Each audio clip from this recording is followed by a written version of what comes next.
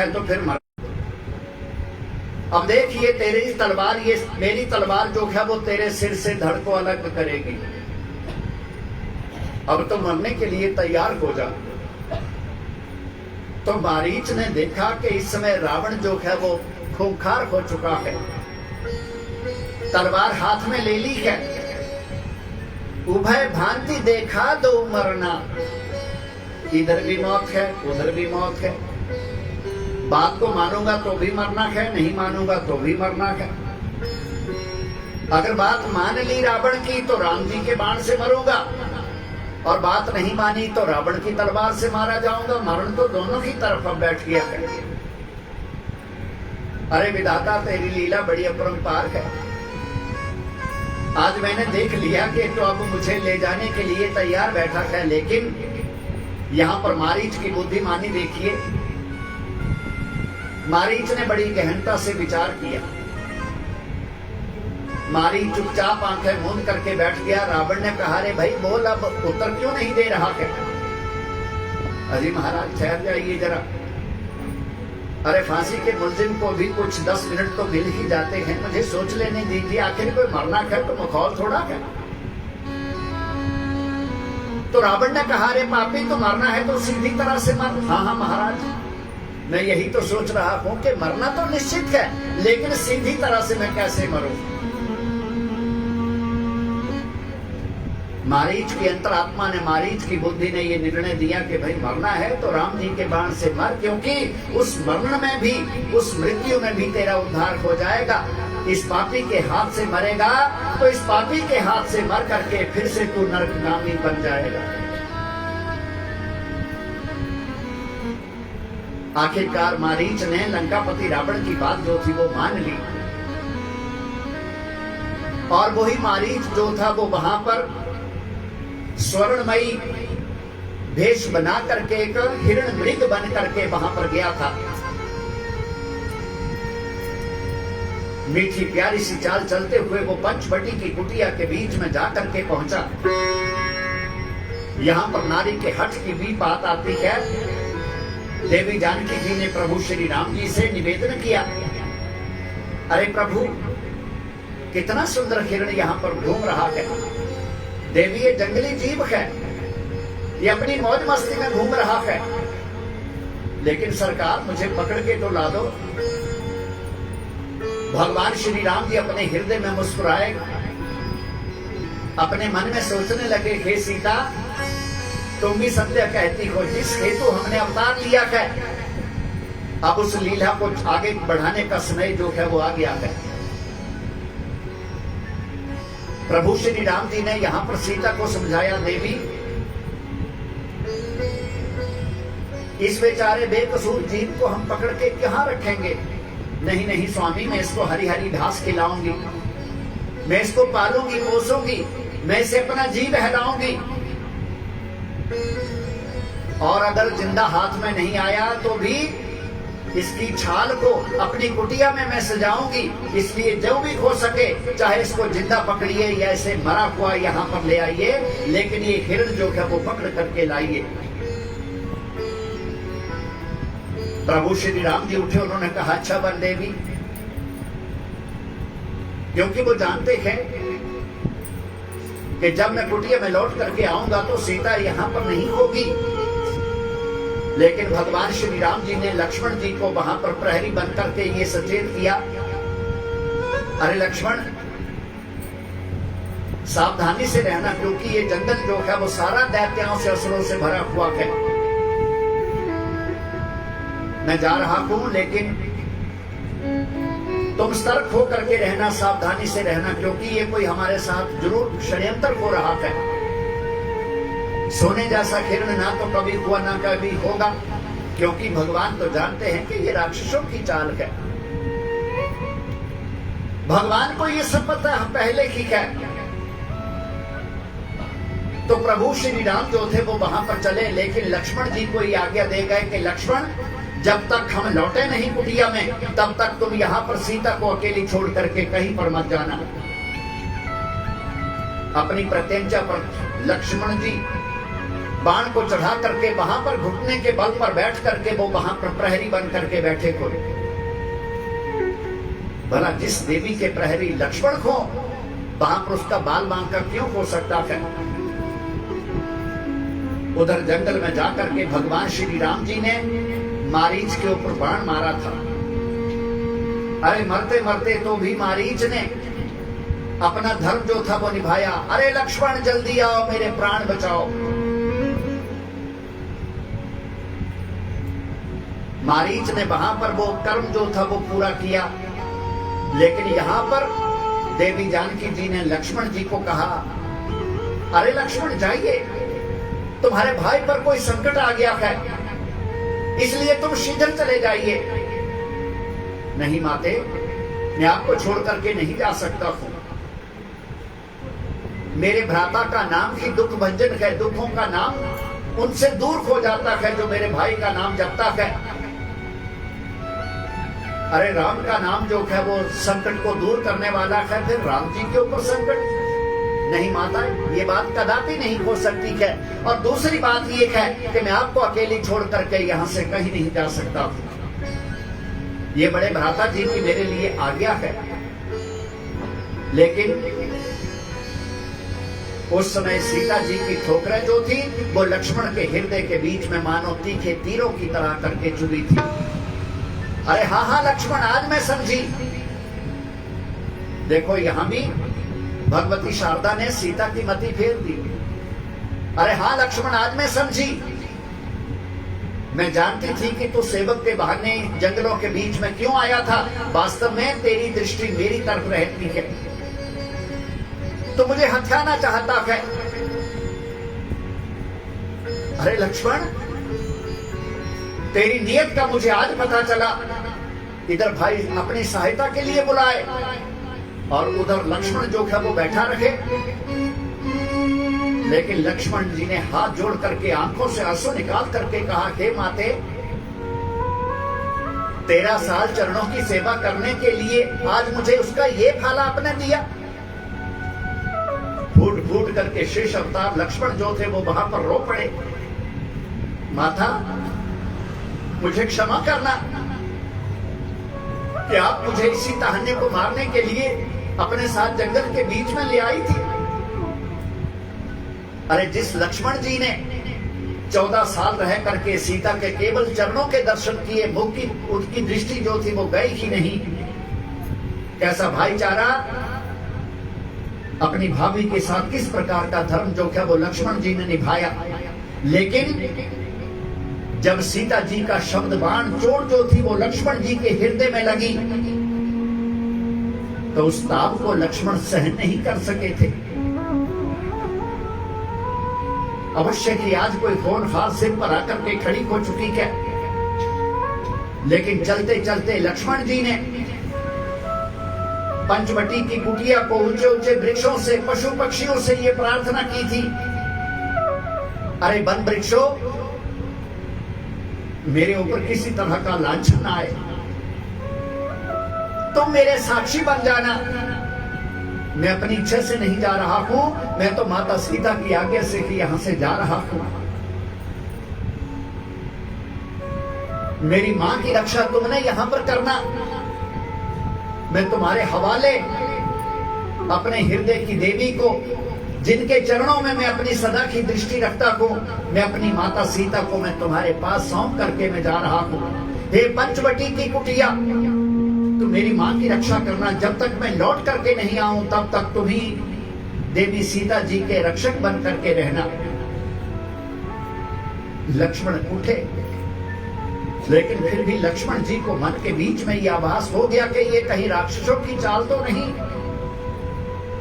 शेष अवतार लक्ष्मण जी ने पंचवटी की कुटिया के चारों तरफ एक रेखा डाली। इस रेखा का जो उल्लंघन करे और भीतर इसके आएगा, ये आन है लक्ष्मण यति की, वो वही भस्म हो जाएगा। जो भी कोई रेखा के उल्लंघन करता, कोई उसके अंदर आता, उसके प्राण सुरक्षित नहीं बच सकते थे। उसी समय माता सीता के जानकी जी के चरणों में लक्ष्मण जी ने प्रणाम किया।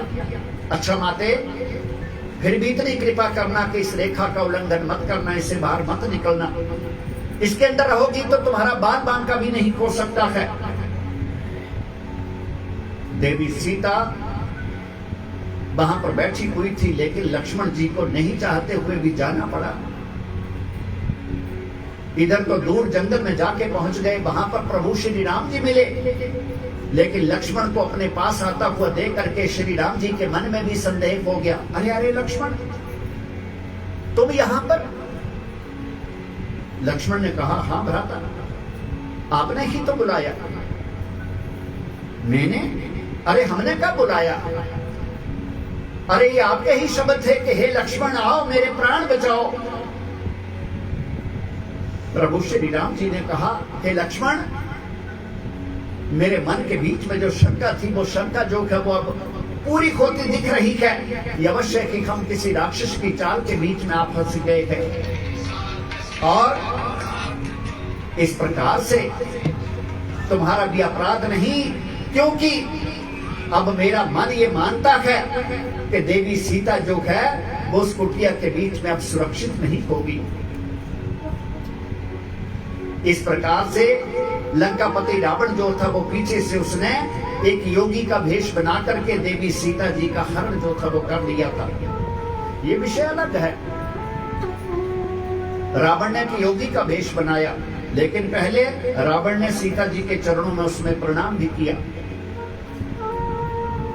अरे सीता तो दिव्य शक्ति है, सीता तो ब्रह्म की शक्ति है। हरण करना तो दूर की बात है, लेकिन रावण तो सीता को छू भी नहीं सकता था। अरे देवी सीता जी के एक ही शाप से रावण जो था वो भस्म हो जाता, लेकिन रावण ने पहले की प्रार्थना की, चरणों का ध्यान करके, हे दिव्य शक्ति, मुझे शाप दे करके मेरा सर्वनाश मत कर देना, क्योंकि मैं अपने हित के स्वार्थ के लिए, मैं अपने कल्याण के लिए, मैं अपने कुल के उद्धार के लिए तुम्हें मैं लंका के बीच में लेकर के लिए जा रहा हूं। वरना रावण की क्या विसात थी कि वो सीता की चोरी करके इतनी दूर, वो इतना सागर समुद्र पार करके लंका के बीच में देवी सीता जी को पहुंचा देता। लेकिन ये विधि का विधान था। लंकापति रावण ने सीता जी का हरण नहीं किया हुआ होता तो रावण के कुटुंब का भी उद्धार जो था वो नहीं हो जाता। लेकिन इसके पीछे ये बहुत बड़ा एक गंभीर रहस्य जो था वो छिपा हुआ था। तो गोस्वामी संत तुलसीदास जी ने कहा है कि अगर राक्षस नहीं होते तो भगवान जी का अवतार क्यों होता? अगर रावण जैसे असुरों का उत्पात संसार के बीच में नहीं होता तो आज राम कथा जो है वो संसार के बीच में से कौन जानता? अरे भगवान जी को वैकुंठ परम धाम छोड़ करके इस धरा के ऊपर क्यों आना पड़ता? और जब जब कोई धर्म की हानि बढ़ती असुर अधम अभिमानी, तब तब धरहि प्रभु विविध शरीरा, हरहु कृपा निधि सज्जन पीड़ा। सज्जनों की पीड़ा को दूर करने के लिए भगवान जी का प्रार्थ्य जो है वो होता है। इधर आपने पिछले कल महलों में सुना कैसा शिष्टाचार है। राजा दशरथ जी को अपने कर्म का भोग भोगना था। उनकी मृत्यु का निर्णय जो था वो विधाता ने इस तरह से लिखा हुआ था। भक्त श्रवण और उसके अंधे माता पिता का शाप जो था वो राजा दशरथ जी को लगा हुआ था, वो भी पूरा होना था। दूसरी रहस्य की बात यह है कि जीव जब ब्रह्म से बिछुड़ जाता है, जीव परमात्मा से जब अलग हो जाता है तो वो कभी सुखी नहीं रह सकता है। ये राजा दशरथ जी का रोना नहीं है, लेकिन प्रभु श्री राम जी से ये विरह की बात है कि राम जी का विरह जो है वो राजा दशरथ जी को कैसे भोगना पड़ा, क्योंकि उन्होंने संसार को बहुत बड़ा उपदेश दिया। अरे संसार के धर्मात्मा जनों, परमात्मा को विसार करके मनुष्य स्वप्न के बीच में भी कभी सुखी नहीं रह सकता है। फिर दूसरी बात क्या है, इस राम कथा के बीच में मेरे भगवान का चरित्र कैसा है।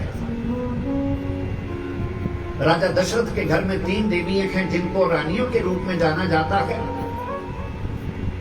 देवी भगवती कौशल्या जी का आदर्श कैसा है? जिस घर में कौशल्या जैसी मां हो, अरे जिस घर के बीच में कौशल्या जैसी नारी हो, वो तो भगवान का वैकुंठ परम धाम होता है।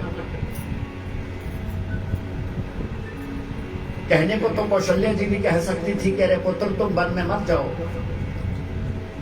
कहने को तो कौशल्या जो थी वो इस बात का विरोध कर सकती थी कि मेरी सौत रानी कैकेयी कौन होती है मेरे पुत्र को वन में भेजने वाली। लेकिन उस कौशल्या ने अपने पुत्र को ये उपदेश दिया, बेटा मां तो मां की होती है, मेरे से पहले उस मां की आज्ञा का पालन करने के लिए जंगल में जाओ। जाओ, अब तुम्हारे लिए जंगल की 14 वर्षों के लिए अब्द पूरी होंगे। इन 14 सालों के लिए तुम्हें जंगलों का ये राज तिलक जो है वो होने जा रहा है। उस मां ने कहने को तो ये शब्द कह दिए, लेकिन उसके हृदय में दुखों का कितना भयंकर तूफान जो है वो उठा होगा। लेकिन कौशल्या जी ने अपनी आंखों से अपने पुत्र या पुत्र वधू के सामने एक बूंद भी आंखों से आंसू की नहीं निकाली थी। मुस्कुराते हुए प्रभु श्री राम जी ने अपनी मां का आग्रह जो था वो स्वीकार किया था। कितना बड़ा धर्म जो था वो देवी कौशल्या जी ने निभाया। दूसरी माता जिसका नाम सुमित्रा है, अरे जिसने अपने प्राण प्यारे पुत्र का हाथ पकड़ करके जिसने राम जी के हाथ पर रखा, हे कौशल्या नंदन, मैं अपने पुत्र का हाथ तुम्हारे हाथ में आपकी सेवा के लिए दे रही हूं। सेवक से किसी तरह से कोई गलती भी हो जाए तो भी इसके अपराध को क्षमा करना। स्वामी बड़ा होता है, सेवक छोटा होता है। 14 वर्ष के लिए लक्ष्मण मेरा लाडला तुम्हारे साथ रहेगा।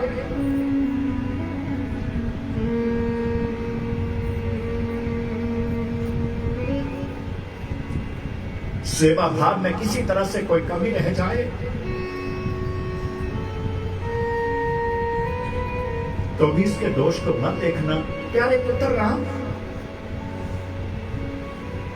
इनकार मत करना, क्योंकि मैं अपने पुत्र को, मेरे बेटे का जीवन तभी सफल होगा जब ये 14 वर्षों के लिए आपके साथ जंगल के बीच में जाकर के रहेगा। कैसे धर्म का पालन किया जा रहा था उस महल के बीच में। एक मां होने का कर्तव्य जो था वो कितना एक कीमत दे करके रानी सुमित्रा जी ने वहां पर निभाया था। किस प्रकार का शिष्टाचार जो था वो दिया था। अरे जिस मां का लाडला 14 साल तक अपने बड़े भाई और भाभी की सेवा में रखे, जी शेषावतार लक्ष्मण जी ने 14 वर्ष तक नींद का मुख तक नहीं देखा। जिस लक्ष्मण ने यति बन करके एक शिला पर बैठ करके राम सीता जिस कुटिया में सोते थे, धनुष बाण लेकर के लक्ष्मण प्रहरी का काम सारी सारी रात बैठ करके वहां पर किया करते थे। शेष अवतार लक्ष्मण जी के बिना ये राम कथा जो है वो कितनी अधूरी रह जाती अगर लक्ष्मण जी उस वनवास के बीच में नहीं गए होते। सीता ने अपनी माता कौशल्या जी से एक पुत्र वधू का धर्म पूछा, एक नारी का धर्म पूछा। देवी भगवती कौशल्या जी ने समस्त नारी जगत को यह उपदेश दिया, पति राजा है तो पत्नी रानी होती है, पति सन्यासी है तो पत्नी भी सन्यासिनी होती है। स्त्री का सबसे बड़ा कर्तव्य है, पतिव्रता नारी का यही धर्म है कि वो पति के चरणों में रह करके हर सुख दुख के भोग को भोगे। ये नारी का धर्म है। उस देवी सीता ने कभी जीवन के अंदर कोई सुख देखा? पहले पिता के घर में थी, जब कोई शिव धनुष को नहीं उठा रहा था तो पिता को कितना दुख हुआ था, क्या मेरी पुत्री जीवन पर्यंत अविवाहित रहेगी? तब भी सीता ने वहां पर दुख की घड़ी जो थी वो देखी थी। श्री राम जी ने जिस समय शिव धनुष तोड़ा नई नवेली दुल्हन बन करके, सुहाग का जोड़ा पहन करके, हाथों में सुंदर सुहाग का चूड़ा पहन करके, मांग में सिंदूर भर करके, सुर्ख मेहंदी को हाथ में लगा करके जिसमें अपने ससुराल के बीच में आई। अभी महलों की चार दीवारी से भी सीता अवगत नहीं हुई थी, लेकिन एक ऐसी विपदा की घड़ी जो थी वो जानकी जैसी, सीता जैसी उस देवी के ऊपर चली आई। पति को 14 वर्ष का वनवास हुआ तो देवी सीता जी ने भी 14 वर्ष का रास्ता जो था वो वनों का पकड़ा था। सारे ऐश्वर्य को त्याग करके, सारे वैभव को त्याग करके, सुंदर पकवानों को ग्रहण करने वाली उस देवी ने अरे जंगल के बीच में जाकर के 14 वर्ष तक कंदमूल जो थे वो खाए थे। इतने दिन तक वो लंकापति रावण के उस लंका में रही, अशोक वृक्ष के नीचे बैठी रखी। इतना बड़ा दुख आ जाने पर भी उस सीता ने अपने धर्म का त्याग जो था वो नहीं किया था। इतनी बड़ी चुनौतियां जो थी, अग्नि परीक्षा जब उस सीता की हुई थी तो सीता ने अग्निदेव से प्रार्थना की थी, हे अग्निदेव, चरित्रहीन की तो अलग बात है, लेकिन मेरा हृदय जो है वो तनिक सा भी चलायमान किसी परपुरुष के ऊपर हुआ हो तो मुझे जला करके भस्म कर देना। लेकिन वो आग जो थी वो भी सीता के पवित्र दामन को छू नहीं सकी थी। ये प्रमाण की बात है। जीवन के बीच में उसने सुख देखा कि नहीं था। 14 वर्ष का वनवास पूर्ण करने के पश्चात अपने पति के संग में वापिस अवधपुरी के बीच में देवी सीता जी पहुंची। अभी 4 दिन भी नहीं हुए थे, लेकिन फिर से नहीं चाहते हुए प्रभु श्री राम जी को देवी सीता जी का आजीवन भर के लिए वनवास जो था वो फिर से देना पड़ा था। और बाकी का जीवन वन देवी के नाम से ऋषि वाल्मीकि की कुटिया के बीच में, आश्रम के बीच में देवी सीता जी ने व्यतीत किया था। ये देवी सीता जी की एक पावन कथा है। उस मां भगवती आदि शक्ति की एक ऐसी कथा है, संसार की समस्त देवियों को, ये स्त्रियों के लिए एक बहुत बड़ा धर्म का संदेश है। नारी का धर्म जो है वो क्या है? उसी दशरथ के महल के बीच में तीसरी पत्नी जो है जिसका नाम हुआ कैकेयी, अरे उस कैकेयी ने यद्यपि अपने पुत्र के लिए, भरत के लिए राज्य शासन तो मांग लिया, राम को 14 वर्ष का वनवास दिलवा दिया, लेकिन जब ज्ञान की ठोकर लगी तो मन के बीच में उस कैकेयी को पश्चाताप हुआ। ये भी विधि का विधान था। राजा दशरथ के जीवन का अंत जो था वो इसी कारण से होना था। ये कुदरत की लीला थी। आज हम ऐसा नहीं है कि हम दोष जो है वो केवल एक कैकेयी को दें। क्यों दें? इसमें देवी कैकेयी जो थी वो बेकसूर थी, क्योंकि राजा दशरथ के जीवन का अंत जो था वो इसी कारण से होना था। विधाता की इस कर्म कथा को संसार के बीच में कोई बदल नहीं सकता है। भरत मिलाप के समय चित्रकूट के बीच में वही कैकेयी गई थी श्री राम जी के पास। अरे कौशल्या नंदन, मुझे क्षमा कर दो, मैंने बहुत बड़ा न्याय तुम्हारे साथ किया है। तुम तो मेरे प्राणों के आधार हो। मेरे माथे पर जो कलंक का तिलक लग चुका है, अरे हे राम, अयोध्या में वापस बुलाने के लिए मैं तुम्हारे पास आई हूं। अब मैं अपने हाथों से तुम्हारे मस्तक पर मैं राज तिलक की रस्म को पूरा करूंगी, तब मेरा कलंक जो है वो धुल सकेगा। लेकिन प्रभु श्री राम जैसे आज्ञाकारी पुत्र ने अपना शीश जो था वो कैकेयी के चरणों पर रख दिया। हे माते, बड़भागी वो पुत्र है जो अपने माता पिता की आज्ञा का पालन करता है। हे मां, मैं सच कहता हूं, पिताजी ने राज्य की घोषणा तो कर दी थी, लेकिन वो अयोध्या का राज जो था वो मेरे लिए बहुत बड़ा भार लग रहा था। और मैं अपने मन के बीच में ये सोचता था कि मैं पहले जा करके जंगलों के बीच में अपना जीवन बसर करूं, साधु संतों के दर्शन करूं। लेकिन हे मां, ये शब्द दूसरी बार मत कहना, तुम तो मेरी साक्षात जगदम्बा हो। जन्म से ही मां नहीं बनती, लेकिन मां तो एक ममता है, मां तो एक वात्सल्य है, मां तो एक स्नेह है। अरे मां का स्वभाव जो है वो कैसा होता है। मुल मामा दे प्यार दा कौन कौन जाने, ते मामा की लाड लड़ाउंदियां ने। आपू सौन सारी रात गीली थां ते पुत्रा नूं सुकी थां सुलांदियां ने। जिउंदियां पुत्रा नाल जिउण मामा, जे मोया पुत्रा नाल मर जांदियां ने। मैं पूजा कर इस जहान ताई, जे मामा शक्ति दा रूप कहांदियां ने।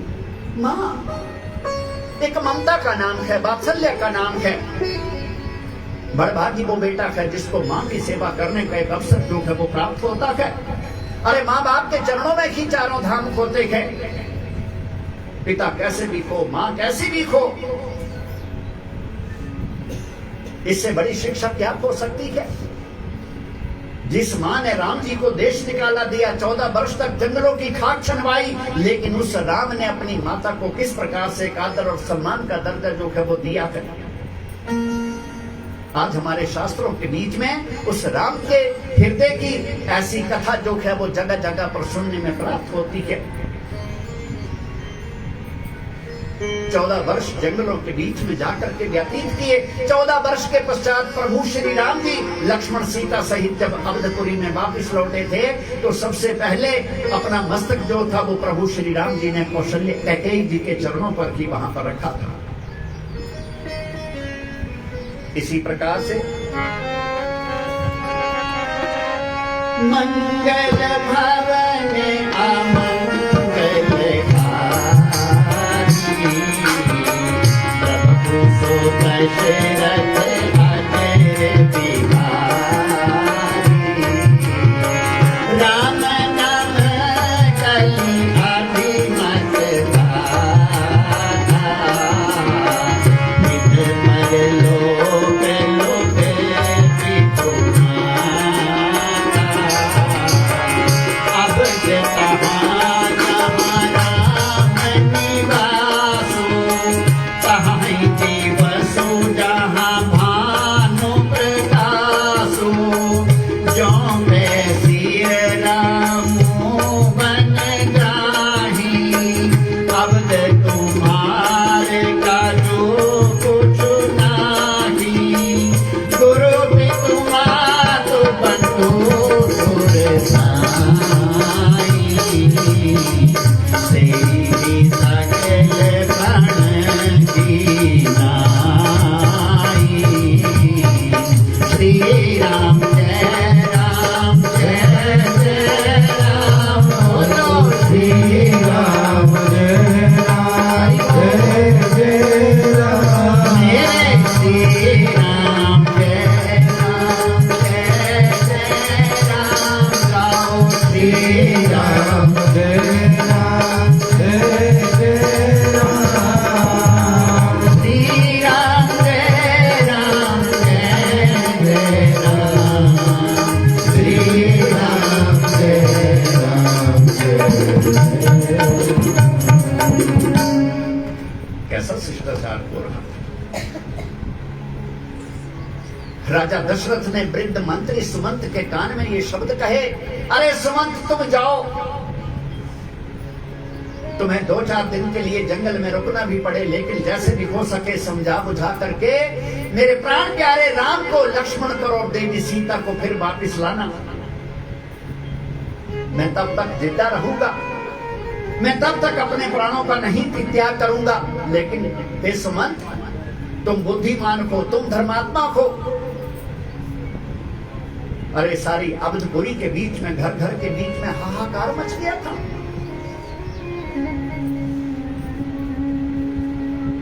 उर्मिला जैसी देवी का भी कितनी बड़ी यहां पर परीक्षा जो थी वो हुई थी। शेष अवतार लक्ष्मण जी की धर्म पत्नी उर्मिला, अरे उर्मिले, उर्मिलो, मैं जानता हूं कि तुम्हारे लिए इस समय बहुत बड़ा दुख जो है वो प्राप्त हो रहा है।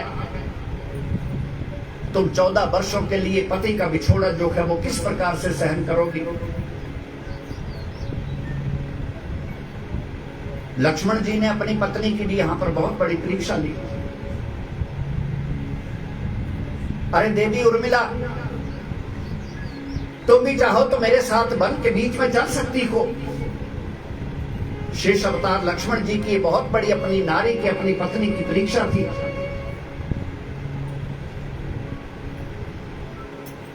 एक चट्टाई के ऊपर उर्मिला अपने घुटने पर मुख रख करके बैठी हुई थी। धरती पर उर्मिला जी की दृष्टि थी। शेष अवतार लक्ष्मण जी खड़े होकर के उर्मिला की परीक्षा ले रहे थे। उठो देवी, तुम भी चलने को वन चल सकती हो। लेकिन तब उस धर्म की देवी ने वहां पर क्या उत्तर दिया, हाथ जोड़ करके, हे प्राण वल्लभ,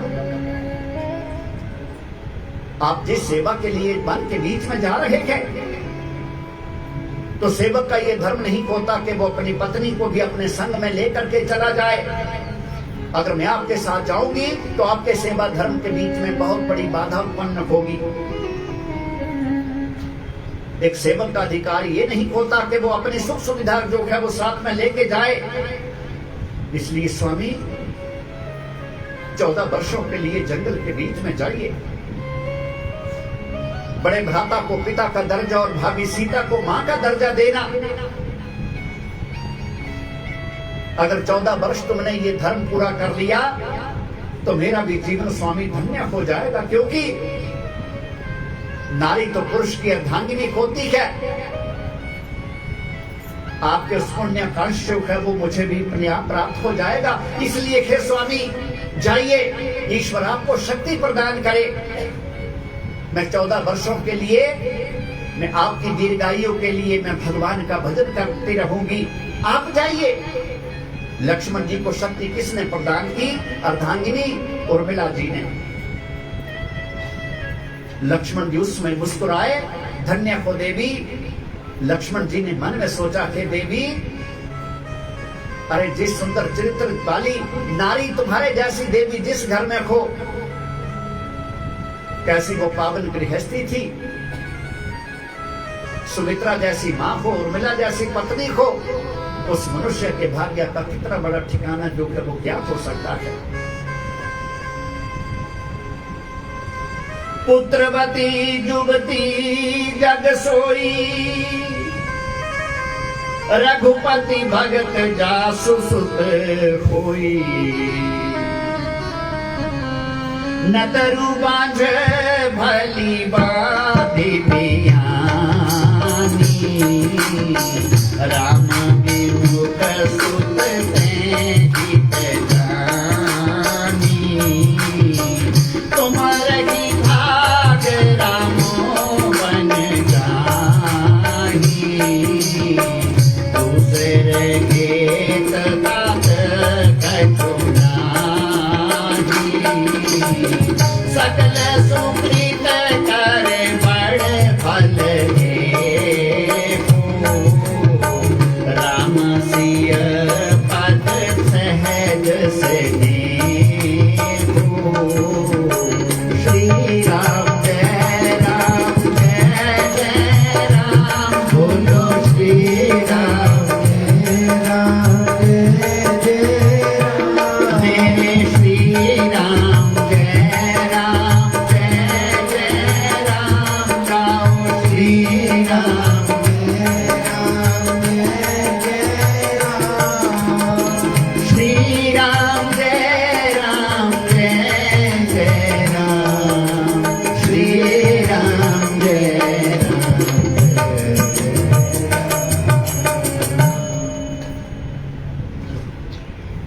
अनुमति लेकर के अवधपुरी के वो राजवंश के चिराग जो थे वो इस तरह से अब चलने के लिए तैयार हो चुके थे। तुमरे की भाग राम बन जाही। अरे देवताओं ने भी उस समय अपने भाग्य को सराहा। देवताओं ने सोचा, अरे राक्षसों तुम भी धन्य हो, क्योंकि भगवान जनों बनों के बीच में तुम्हारा उद्धार करने के लिए ही आ रहे हैं। अगर तुम नहीं होते तो श्री राम जी की प्राप्ति जो है वो हमें कैसे हो सकती थी। सकल सुकृत कर बड़ फल एक, ये पूरी पृथ्वी के ऊपर, ये पूरी धरा के ऊपर ये भगवान जी की उस ब्रह्म की कृपा जो है वो बनती है। राम सिया पद सहज स्नेहु, हे वसुंधरे तू कितनी बड़ी भाग्यशाली हो जाएगी। अरे जिन बनों के बीच में भी प्रभु श्री राम जी के मधुर और कोमल चरण जो है वो तेरे ऊपर पड़ेंगे, वो पृथ्वी जो है, अरे तेरी मिट्टी जो है वो भी श्री राम जी के चरणों की चरण राज जो है वो बन जाएगी। क्योंकि इसीलिए तो साधु संत जो है वो तपस्या करते हुए श्री राम जी का उस ब्रह्म का इंतजार जो है वो कर रहे हैं। राग रोष ईर्षा मृदु मोही, जिस मनुष्य की प्रीति भगवान जी से लग चुकी है, राग द्वेष ईर्ष्या जो है वो सब उसके समाप्त हो जाते हैं। भगवान शंकर कहते हैं, हे पार्वती, अरे मैं और काकभुशुंडी जो थे वो भी गुप्त भेष में अपने प्रभु श्री राम जी के उस पावन उस स्वरूप को देखने के लिए वहां पर जाया करते थे। ये भाग्य का विधान कैसा था। यद्यपि 14 वर्ष का वनवास ये सब अवधवासियों के लिए दुखदायी सिद्ध हुआ, सारी अवधपुरी जो थी वो शमशान की तरह बन गई। लेकिन हे गिरिराज सुते, प्रभु श्री राम जब वनवासी फकीरी का बाणा पहन करके जब वनों के बीच में चले, तो मैं और काकभुशुंडी जो थे वो भी अपने इष्ट देव के दर्शनों को करने के लिए वहां पर गुप्त भेष बना करके चले जाते थे। हे पार्वती, कभी कभी हम भी बानर और भालू का रूप बन करके श्री राम जी की लीला को देखने के लिए चले जाते थे। हे पार्वती, हमने बाल्यावस्था में भगवान जी का शिशु रूप भी देखा, हमने भगवान श्री राम जी का बालक रूप भी देखा, हमने भगवान श्री राम जी का वनवासी रूप भी देखा। अरे हे पार्वती, हमने अपने इष्ट देव भगवान श्री राम जी का राजा का स्वरूप जो है वो भी देखा। इसलिए मेरे राम जी की कथा की मैं कहां तक व्याख्या करूं, मेरी जीभा मेरी वाणी जो है वो भी मेरे प्रभु श्री राम जी की लीला का वर्णन करने में असमर्थ जो है वो हो रही है। अपने जन्म जन्मांतर के पाप को धोती हुई देवी पार्वती भगवान शंकर जी को बार बार प्रणाम कर रही थी। हे भोले बाबा, इस प्रेम रस को बरसाते रखिए, मेरे कान के बीच में मेरे प्रभु श्री राम जी की कथा को आप डालते रखिए। इससे बड़ा मेरे लिए कोई अमृत जो है वो दिख नहीं रहा है। लेकिन ये भी भगवान जी की मेरे ऊपर कृपा हुई है। मैंने पिछले जन्म में आपका कहा नहीं मान करके, मैंने सती बन करके, मैंने सीता का भेष बना करके, मैंने नकली मायावी भेष धारण करके मैंने राम जी की परीक्षा ले ली थी। अगर मैंने परीक्षा नहीं ली कोई होती तो मुझे श्री राम जी के ब्रह्म रूप के दर्शन जो थे वो कैसे हो सकते थे। हे भोले बाबा, ये सब आपकी ही मेरे ऊपर कृपा है। बोलो नीलकंठ महादेव की। इसी प्रकार से भगवान शिव श्रद्धा के और पार्वती जो है यहाँ पर भक्ति स्वरूप है। अरे राम कथा सुनाते सुनाते भगवान शंकर जी के नेत्रों से भी अश्रुपात होने लगता है। देवता कहते हैं कि शिव कथा के सबसे बड़े संसार के बीच में महावक्ता जो है वो केवल भगवान शंकर ही हैं। शिव से बड़ा कोई वक्ता नहीं है, शिव से बड़ा कोई गुरु नहीं है। अरे संसार के जगत गुरु जो हैं वो केवल भगवान शंकर महादेव हैं। आइए थोड़ा सा भगवान शंकर जी का गुणगान करें। कैलाश में निवासी नम बार बार बार बार आयो शरण तिहारी भोले तार तार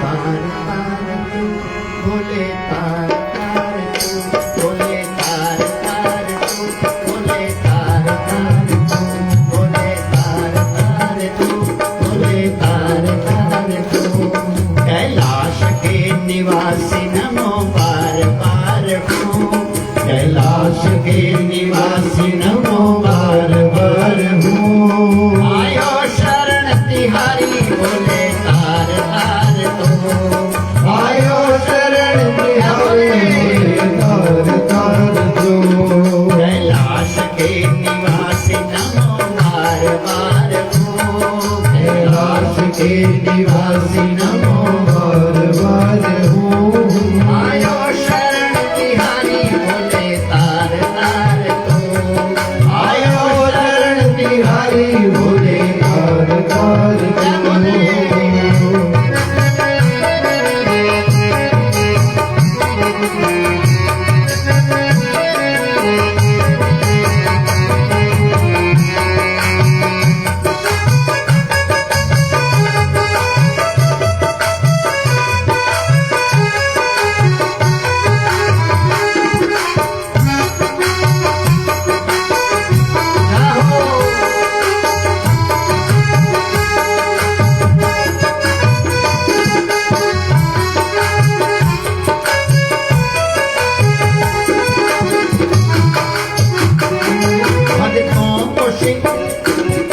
भक्तों को कभी शिव तूने निराश ना किया भक्तों को कभी शिव तूने निराश ना किया भक्तों को कभी शिव तूने निराश ना किया भक्तों को कभी शिव तूने निराश ना किया माता जी ने जो चाहा वरदान दे दिया माता जी ने जो चाहा वरदान दे दिया बड़ा है तेरा गायेगा बड़ा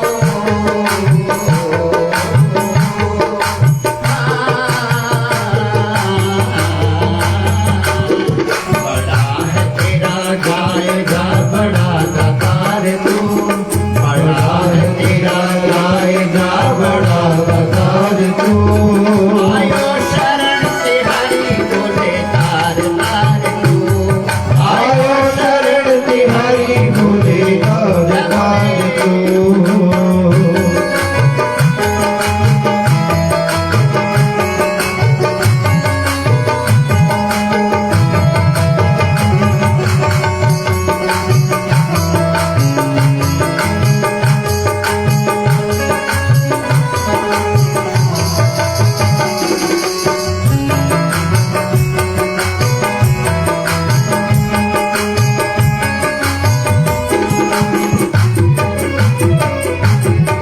भगवान शिव राम कथा नहीं सुनाते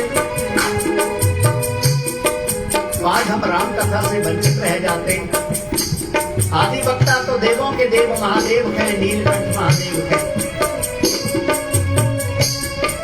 भगवान शिव का श्रृंगार क्या है भगवान शिव का श्रृंगार बड़े सुंदर हमने वस्त्र पहने हैं शरीर को सुसज्जित करने के लिए बड़े ही सुंदर हमने आभूषण पहने थे लेकिन भगवान शिव का श्रृंगार क्या है चिता भस्म लेपो भस्म बखान क्या करूं मैं लाखों के ढेर का बखान क्या करूं मैं लाखों के ढेर का बखान क्या करूं मैं लाखों के ढेर का बखान क्या करूं मैं लाखों के ढेर का उनकी विभूति में है खजाना कुबेर का उनकी विभूति में है खजाना कुबेर का रंग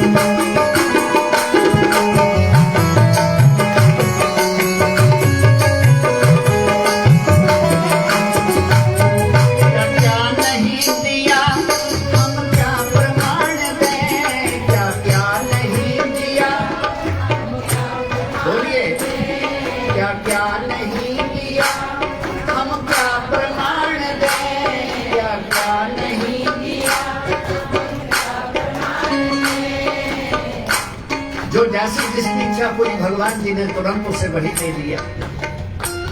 जहर पिया, अमृत दे दिया।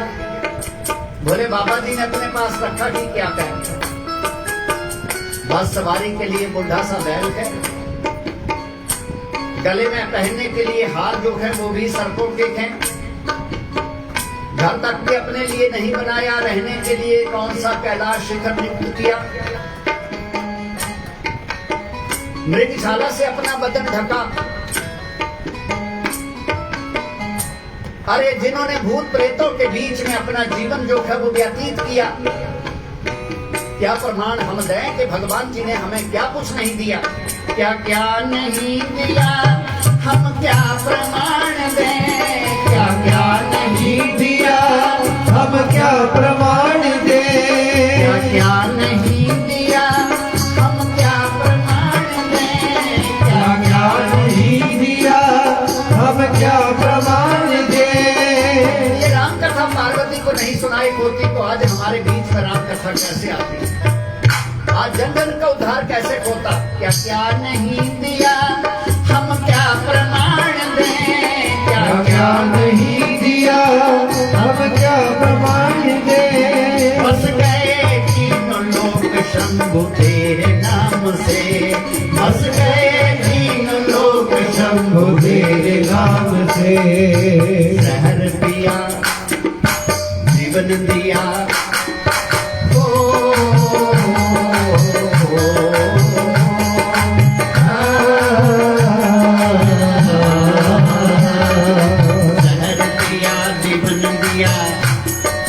जहर पिया जीवन दिया। कितना उधार तू, कितना उधार तू।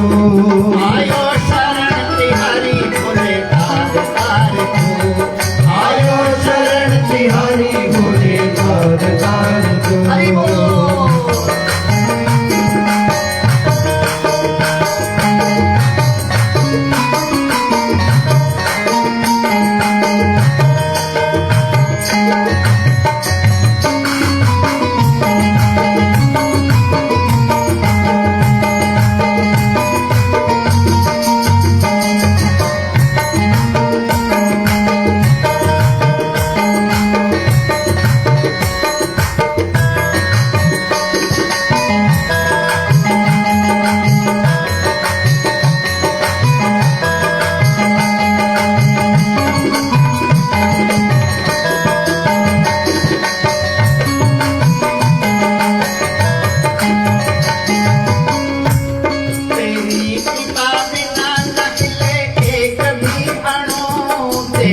कृपा बिना न हिले एक भी अणु। तेरी कृपा बिना न हिले एक भी अणु।